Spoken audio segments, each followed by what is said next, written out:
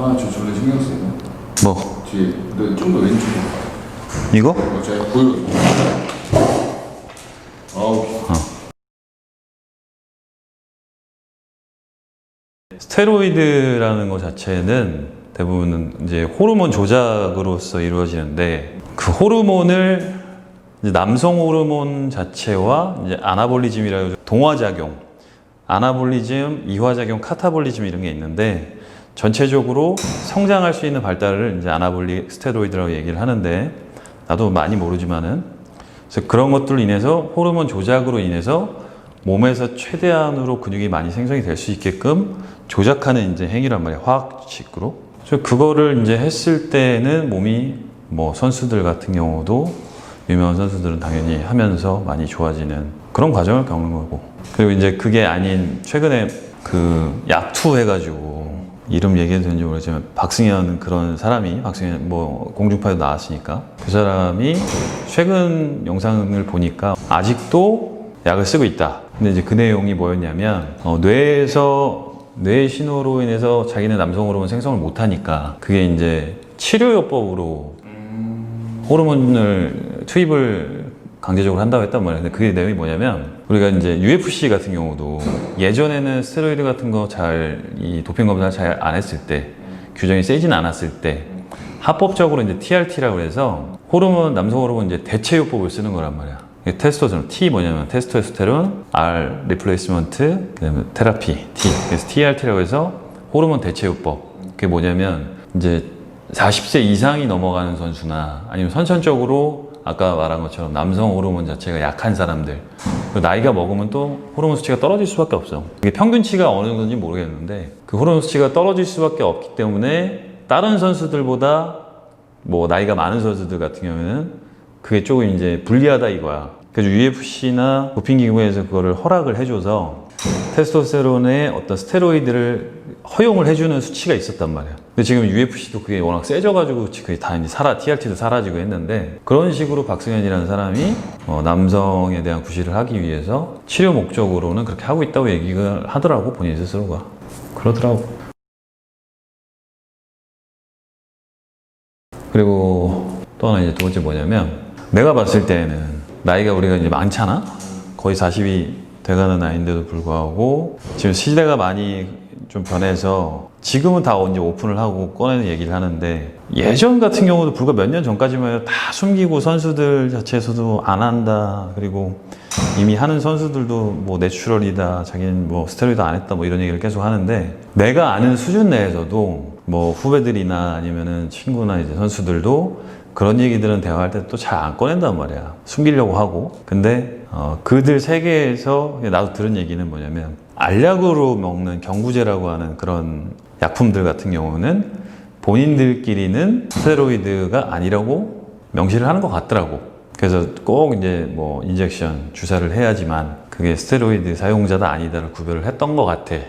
듣기로는. 그래서 이제 뭐 조금 경량급이라든가 아니면 스포츠 모델 아니면 예전에 피지크, 지금도 피지크 사이즈가 많이 커졌지만 피지크까지는 뭐 거진 피트니스 대회 같은 경우는 경구제를 먹고 했다라는 얘기가 비일비재하게 좀 나왔던 거지. 그러다가 우리나라도 좀 세지니까 전국체전 같은 경우도 도핑 걸리면 무조건 제명, 그리고 큰 대회들 같은 경우도 걸려서 제명돼서 그 국내 이제 대한보디빌딩 협회 선수들이 피트니스 쪽으로 전향한 경우가 굉장히 많지. 그래서 그거를 내가 봤을 때는 구분을 하는 방법, 이 사람이 뭐 약을 썼다 안 썼다라고 구분을 좀 하는 방법은 일단은 그 스테로이드를 하면, 약물을 사용을 하면 혈관 자체가 굉장히 많이 튀어나오고 커지고 그런단 말이야. 그래서 피부가 얇은 사람들 같은 경우에는 가만히 있어도 혈관이 많이 나오는데 진짜 말도 안 되게 막 핏줄 다 튀어나오는 사람들이 있어. 그런 사람들은 거진 의심을 많이 해봐야 되는 케이스인 거지. 그래서 이제 선수들 같은 경우도 너무 심하게 진짜 막 자글자글하게 막 거의 이게 밭에 아니 뭐라 그래야 돼? 가뭄 난 것처럼 막 갈라지는 막 그런 게 있다면 번개 치듯이 그런 핏줄들은 거진 의심을 많이 해봐야 되고, 그리고 좀 이제 내추럴들은 그런 혈관들이 말도 안 되게 나오지는 않는지, 그래서 그걸 좀 많이 봐야 되고, 피부도 이게 뭐 스테로이드 약물을 하면은 워낙 얇아진다고 하니까 피부 자체도 일반 이런 맨들맨들한 피부가 아니라 뭔가 진짜 되게 푸석푸석한 그런 일반적인 그런 피부가 아니란 말이에요. 그래서 그런 피부라든지 아니면 혈관들만 판단을 해도 이 사람이 대충 스테로이드 썼거나 안 썼거나 이런 걸 좀 알 수가 있는 것이.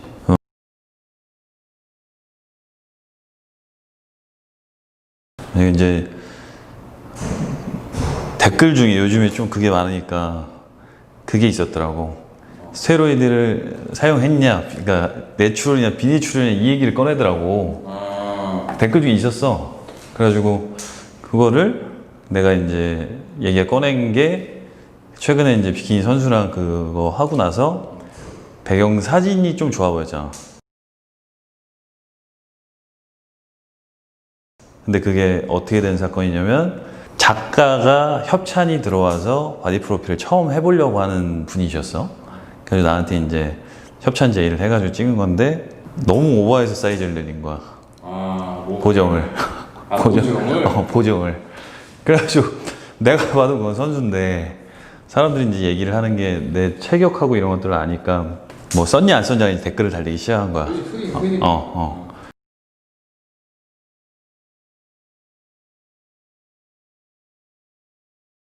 그래가지고 나는 원래 뭐 친구들 다 알지만 어렸을 때부터 워낙 큰 사이즈, 헤비급 사이즈. 고등학교 때도 이제 체중이 80kg였고 그렇게 해서 대학교를 한 83kg, 85kg 대학교 1학년 때 가가지고 우리 전공 수업 과목 중에 그 체지방을 재고 이렇게 뭐 하는 게 있었단 말이야. 그게 쟀을 때도 대학교 1학년 때 딱 가자마자 체중 85kg에 체지방이 7%가 나온 거야. 그 대학교 입학해서도 제일 좋았었고 사람마다 몸이 선천적으로 이제 좋은 사람과 안 좋은 사람 그리고 아무리 운동을 해도 이게 가슴이 나오면서 여유증 말랐는데도 여유증이 있는 사람도 있단 말이야. 그거는 다 이제 호르몬의 차이. 그래서 남성 호르몬 자체 수치가 선천적으로 높은 사람이 있고 낮은 사람이 있는데 낮은 사람들 같은 경우에는 운동을 아무리 해도 가슴이 안 나오는 거고. 타고나는 거야? 그렇지.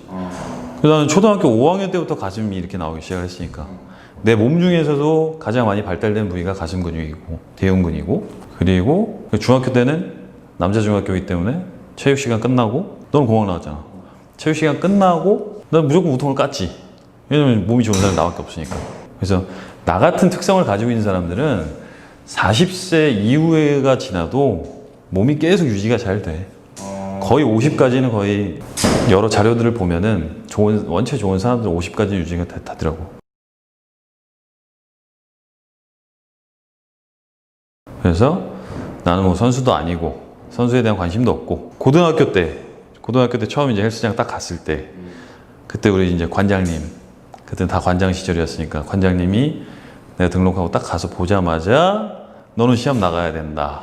그럼 기본 웨이트를 안 한 애가 나는 턱걸이하고 이제 평행봉밖에 안 했으니까 푸시업하고 이제 고등부 시합을 뛰고 대학교를 이제 가자. 그 입상 성적으로 대학교를 가자 이렇게 얘기가 나왔던 거지. 근데 그 관장님을 봤을 때는 너무 징그러워서 징그러운 것보다 너무 거부감이 들어서 처음에 내가 그때가 이제 80kg 가까이 체중이 됐을 때 고1 때 됐을 때 10kg 이상을 더 불려서 한 80kg급으로 나가면 된다고 하는데 그 관장님이 90kg 이상인데 사이즈가 어마어마하니까 너무 싫은 거야. 그래가지고 안 한다고 했지. 그래서 이제 그게 이제 첫 번째. 그리고 성인이 되고 나서도 뭐 이 센터 저 센터에서 운동을 하다가 어디 저쪽 이제 성남시인지 수원시인지 어디 이제 보디빌드 협회에서 무슨 이사로 하시는 분이 나를 딱 보자마자 성적이 어디까지였냐, 최고 성적이 뭐야 이렇게 물어보더라고. 그래서 내가 저는 시합 나가본 적 없다고 했더니 너무 좋은데 막 이러는 거죠. 뭐 그런 썰. 근데 이제 그거 말고도 아직도 내추럴이라고 뭐 이렇게 당당하게 얘기를 하는 가장 유명한 친구 선수 중에는 이제 설기관도 있고 기관 얘기는 좀 나중에 이제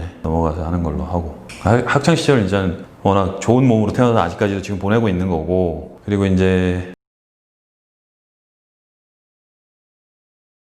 내추럴의 한계의 끝은 내가 볼 때는 제일 가깝게 이제 지켜본 기관이는 계속 도핑 검사를 계속 하고 있고 친구를 또 믿고 지 스스로도 굉장히 자연스럽게 얘기를 하는데 걔는 내 고등학교 때 친구지만 지금은 이제 코리아까지 미스터 코리아 했었나? 2위 했나? 아무튼 그랬는데 아무튼 굉장히 국내에서는 최저 금메달을 따고 세계적으로 지금 유명한 이제 선수가 됐잖아. 뭐 굉장한 놈이지.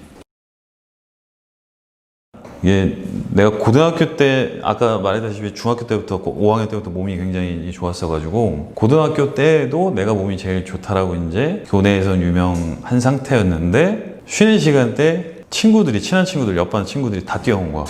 그래가지고 뭔가 했더니 진짜가 나타났다고. 내가 밀렸다고. 그랬더니 고등부 선수 하던 애가 왔다는 거야. 오씨 나도 가봤지. 그랬더니 딱 앉아있는데 얘가 그때 우리가 춘추복 입었을 때였어요. 마이를 벗고 남방에다가 조끼만 딱 입었을 그 시기였는데 머리는 이만한데 걔가 머리도 실제로 굉장히 작단 말이야. 머리가 이만한데 어깨가 이만한 놈이 하나 진짜 있는 거야. 그 미국 만화 슈퍼맨 같은 거 보면 머리 이만하고 어깨만 이만하게 되죠. 그 주인공이 딱 거기 앉아있는 거야. 말도 안 돼. 그래서 와 나도 깜짝 놀라가지고 보자마자 인정했고 그리고 나서 내가 이제 기관이가 요즘에 팔씨름 뭐 이렇게 찍었더라고. SBS에서 팔씨름 달인하고 팔씨름 하는 걸 찍었어. 근데 그 나와서 이제 얘기하는 건데 내가 처음에 기관이를 보자마자 했던 얘기는 야 팔씨름 한번 하자 이거였어. 왜냐면 팔씨름이 내가 저기였으니까 국내란다. 교내에서도 잡고 있었으니까. 그래가지고 팔씨름을 해보자 했더니 뻘쭘해가지고 됐다고 안 한다고 하더라고. 그게 이제 기관이와 나의 첫 대면이었지. 그리고 나서 고등학교 때도 이제 뭐 입시할 때 같이 운동을 하고 기관이는 계속 현재도 도핑 검사를 계속 하고 있는 걸 지가 얘기를 해주고 그리고 말도 안 되는 프레임을 가지고 있고 말도 안 되는 어떤 몸의 근육량과 그런 근질들을 다 가지고 있기 때문에 내추럴의 정점은 옆에서 지켜본 이제 기관이라고 생각을 하지. 걔만큼 타고난 사람은 없다라고 생각을 하고 전체적인 프레임이나 다 모든 것들이 다 좀 헤비급으로 갈수록 기관이 키도 작고 체급 자체가 이제 뭐 라이트에서 뭐 벤턴급에 왔다 갔다 하는 그런 체급이었기 때문에 좀 작은 체급이라서 중량급, 대부분 이제 미들급 이상 되는 그런 체구를 가진 분들 같은 경우에는 내 기준, 내가 이제 생각하는 기준으로 봤을 때는 이 약물 사용 없이는 그렇게까지 끌어올릴 수는 없을 거라고 나는 생각을 해. 그러니까 좀 예전이었어. 예전에 누가 본인을 설명을 하는데 키가 190 가까이 되고 그 인스타에서 얘기했던 거야. 누가 키가 190 가까이 되고 체중이 120kg가 넘어가는데 무슨 미국 레슬러 선수들 마냥 이렇게 컸었단 말이야. 자기가 내추럴인 걸 당당히 써놨더라고. 근데 내가 볼 땐 그거는 좀 아닌 것 같고 말도 안 되고 왜냐면은 그 신체와 체중을 유지를 할 수 있을지 몰라도 너무도 사이즈가 큰 근육량들을 다 가지고 있었기 때문에 내가 봤을 때는 그거는 좀 힘들다고 보고 왜냐면 근육 선명도가 너무 뛰어났으니까. 그래서 내추럴은 그렇게 생각을 하는 거지. 정점의 끝. 그리고 조금 중량급 넘어가다 보면 당연시하게 좀 선수들 같은 경우는 쓸 수밖에 없다라는 내 의견.